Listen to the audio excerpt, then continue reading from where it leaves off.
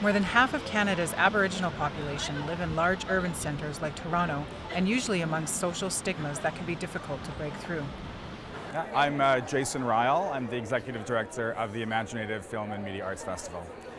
For 5 days each year, hundreds of filmmakers and media artists from around the globe gather in Toronto to showcase their work at what is the largest Indigenous film festival in the world. This year, an astounding 181 pieces will be inspiring and connecting communities with an array of Indigenous storytelling through film and media arts. We founded the festival to support the work and perspectives of Indigenous artists working in film, video, audio, and digital media.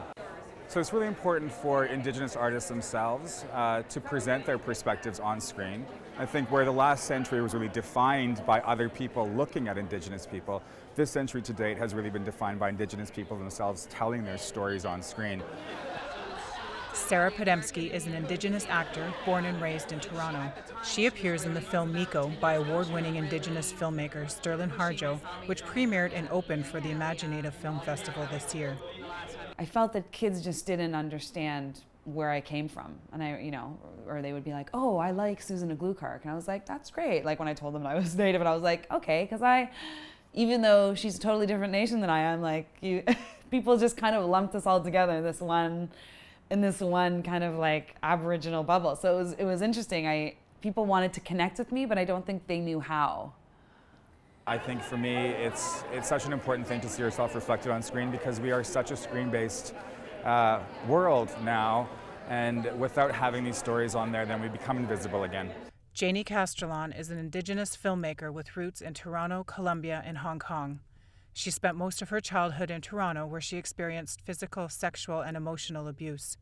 She has lived through foster care, the sex trade, addiction, and mental illness. Janie's film, A Celebration of Darkness, explores her healing journey.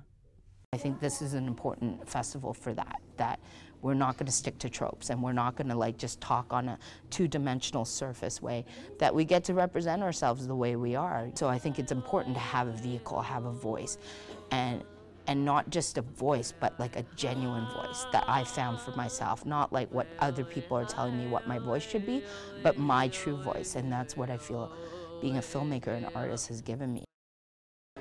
The work that these filmmakers are doing that deal with these really strong issues, it's a healing process. It's a healing process for them, I think, in many cases.